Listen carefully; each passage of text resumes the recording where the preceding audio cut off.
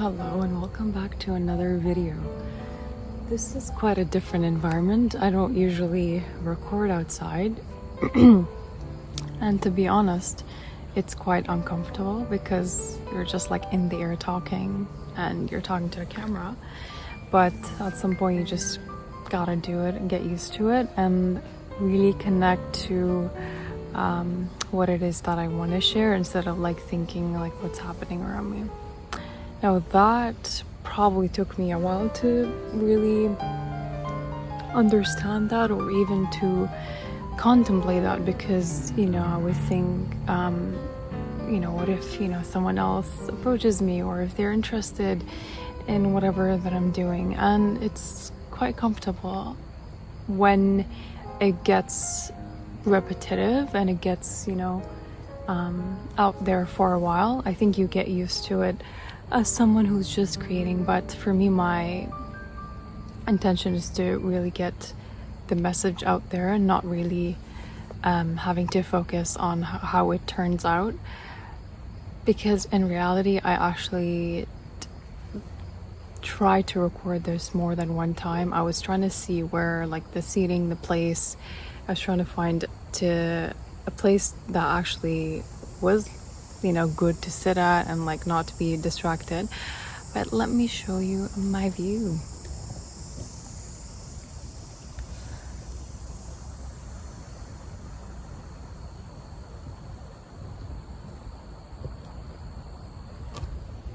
Alright, back to the video. I just find that also recording outside and in nature gives me a lot of creation, a lot of things to think about.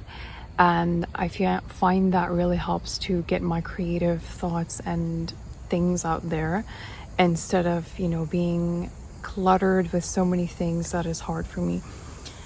Today, I think what my intention was to record this. If you're new to this channel, welcome. I'm glad to have you here in this space. And it's something that I had to think back and forth with, because I wasn't quite sure what are some things you guys are going to resonate with, what are some things that will bring value to you. And I find that what benefited me is to really put myself out there and like become uncomfortable, regardless of it turning out to be different than it is, and just putting in so much intention with the things I create and having an impact. So let's dive in, shall we? Today in our modern society, we have been conditioned to run after things and become attached to things that don't belong to us. What do I mean by that?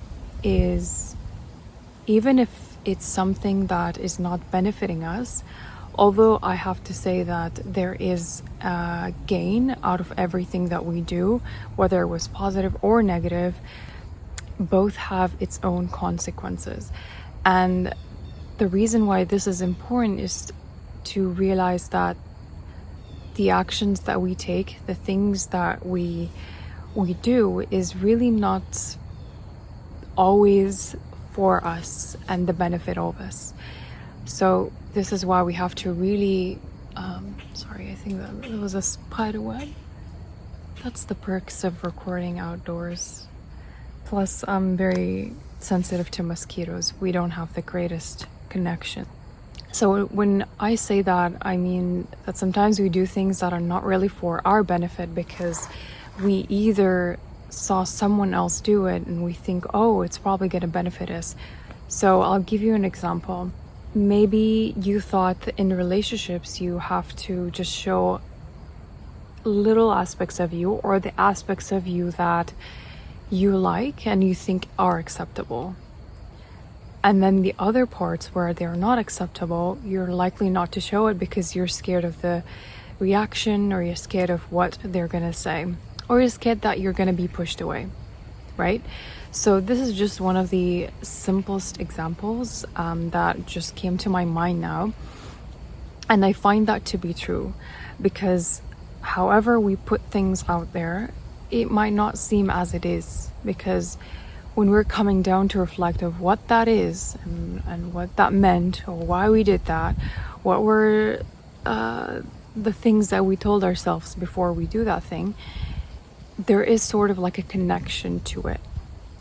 And in that example, let's go back to that relationship example. So you went into that relationship and you hid aspects of you, and the other aspects were maybe the aspect of you that's funny, the aspect of you that is bubbly and childlike. You didn't want to put it out there because, you know, you think, oh, I'm gonna get rejected, or oh, that person is not gonna like me. So we have different personas or different ideas of how that would look like. And the reason why I said this example, it's like very simple and, you know, it's easy to understand, and also just to get you to see that why we hide aspects and why do we show aspects of us, right?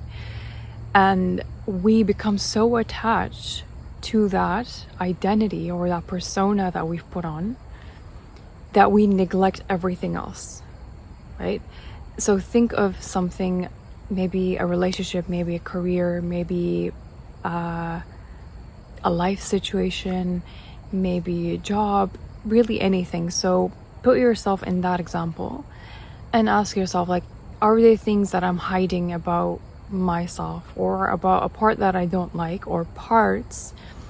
And what are some parts that I'm like, I love and accept, and I show it no matter what? Now, we're not working on the things that are accepted, because that's likely to be there and you don't have any issues, any problems with that. But we're working on the other side of it, the other side of the spectrum, where things are not accepted by you, you judge yourself, you hide it all the time, and you think it's a negative part of you when it's really not. And that those aspects could be hidden or shoved down to your subconscious because that's the parts where you think is not acceptable by others. Maybe you learned it in your childhood, maybe it's something that you have been conditioned or you've been told. So for example, I come from a background and culture that being seen and heard from a woman's perspective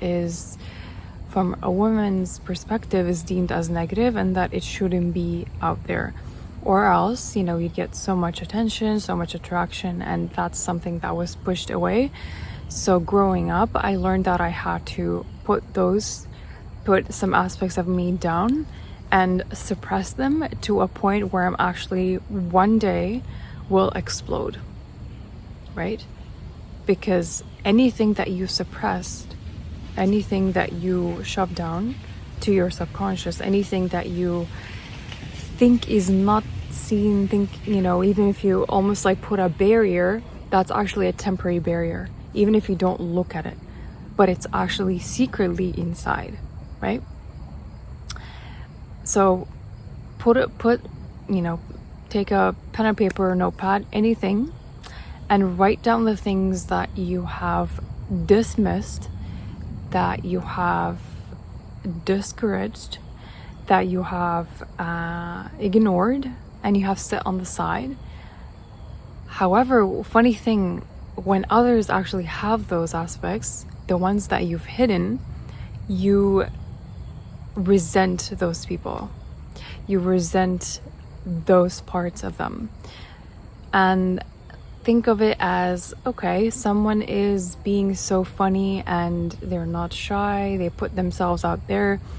Let's say that part of you have dismissed and you have ignored and you have suppressed for a very long time.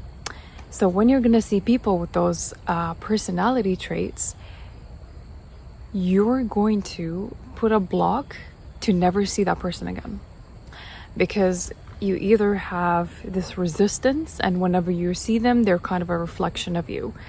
Because you were not able to express it and you're not able to be that confident as they are, you're gonna suppress and dismiss that person the way that you dismiss that part of you. So think of it as those parts to be your friends. How would you treat them? How would you show them love? How would you show them compassion? When you ask that question, your mind begins to ask itself. You begin to reflect. You begin to have a moment where you're like, wow, if this was a friend, I would actually be curious to know why it's acting that way, why it's talking that way, how is it feeling. I think your feelings are the most real thing, not your thoughts, not your behaviors. So when you look at your feeling, right? When you look at your feeling and be like, okay, I'm feeling nervous here. Why is that? And then it goes to the different steps, right? So your feelings are the most important, and they give you the most important data. And you might ask yourself, or you might even wonder why, because it's coming from your intuition. It's coming from a place of, from your heart, right? It's coming from your own instincts. And if you're someone who's tuned and you listen to your body and how it sounds or how does it feel, it actually communicates to us before our mind does. You can think of it, or you can even practice a whole week listening to, putting yourself in situations that are uncomfortable, and you tune into your body. How does it feel? How does it react? Does it pull away? Is it nervous? Do you retreat? Do you come back to your room? You're like, I don't want to see anybody, right? So back to the point of attachment, and why do we have that, is we become attached to what are seemed or deemed as good and positive and amazing and happy feelings, but in reality both are alike and both should be acknowledged as they are. Acknowledging both sides, the negative, or that you deem as negative, when I see it as a spectrum of emotions, as we are fully in expression of ourselves. So there's no positive or negative, it's just how we really see it. And now I used to think of it that way. I used to have an idea that anger is bad, right? A, because it was suppressed in my childhood. B, because I saw that whenever I expressed anger, I received a negative response or a reaction. So I thought it's very bad to be angry, or I can't be an angry person. There's no way. Angry person or angry behavior just comes from really anxious and angry people, when that's really not the case. But because I had that story, because I had that idea, I became to notice that whenever, that like something is coming up, right? Some anger is coming up and I want to express it and I want to show it, I immediately just suppress it. I just shut it down. And the more that I shut it down, or what's the other term for it, is suppression. When I did that, or the more I did that, I come to a point where I'm like resenting myself included and everybody else. So when I became resentful, I became, really anxious, and I became this person that I don't want to be, because I'm really not attuned to my feelings, and I'm not acknowledging them, and I'm not accepting them. And this is what truly happens when you're not accepting the emotion as it is, as when it comes up, you're acknowledging it. You're going to come to a point where you're going to resent. And ask yourself, is that really how you want to live? Is that really how you want to live your life, right? And the more I reflected on this, the more I realized how many things I have disowned and how to really re-own those parts. So let's get to the juicy part of it. What I truly did to come back to my feelings and to the emotions that I was feeling and what I was experiencing, I had to recondition my mind, recondition how I feel, recondition and rewrite my story of what was I saying to myself when feelings like that show up or emotions like that show up. The stories were, it's bad, it's negative, people are gonna hate you because you showed that aspect. So these are the stories and meanings I have attached to that emotion. Instead, what I did is, okay, I'm feeling angry right now. I'm acknowledging, How can I restore and come back to my body and feel good in my nervous system and feel at calm, whether it was taking deep breaths, whether it was talking to somebody, just finding a way for myself, finding a way to express myself, finding a way to express that anger in whatever way. Now, this is not to say I'm going to express it outwardly, because, you know, that's also another way people go about emotions of like, okay, I'm going to accept that, then I'm going to do whatever. This is not really the case, because in expressing it, it means I can either go into a place like this and like scream as loud as I can, or I can write. This is one of the powerful tools, really. It's really healing. Or, you know, I can dance and move my body, because whenever it is that you're moving your body, you actually release a lot of that energy that you have accumulated from that anger, or it could be really any other emotion. So if it was sadness, if you suppressed it, and you're likely to shift to a happy state where you're like, no, I'm not allowed to feel this. And what you get to do is you make yourself happy, or you escape. So escapism is another way that we pull ourselves away from expressing, right? So then we grow up what we think is some emotions are bad and some emotions are good. And when that happens, we become in between of ourselves of like, should I feel in that spectrum or should I go in that? So you're likely to be pulled away by one of them. So one of them could be you pulled away by the very happy, amazing feelings and emotions, and the other ones are like the negative. So you can either lead into either one of them. You could even, there were some people too that I speak with, including myself, there was a phase where I was more in that other part, and that other phase of like the feeling a lot of the pain and not doing anything about it. So that means like victimhood. I would stay in that space where I'm like, well, there's no way I'm just gonna feel the pain and be stuck there. While you could still do that, but also while you're doing that and feeling the pain and feeling whatever it is, your grieving state, you can also decide to come out of that victim mentality and be like, okay, then I choose to live a different reality. I choose to live a different life. And that only happens when you are making a decision.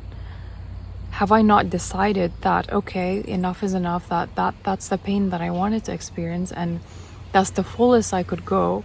I also deserve as much to experience the fullest of the happy, abundant life. That I really no longer want to stay there. I can still go there when I want it to, but I can move out of it because I have reconditioned myself, and my body knows that, okay, it's time. We grieved, we felt the pain, we experienced it, we thought about it, we sat with it, we acknowledged, we surrendered, we accepted. Now the other side is like, okay, I deserve to feel better. I deserve to think great thoughts. I deserve to make great decisions. I deserve to be with people that align with my values. I deserve abundant life.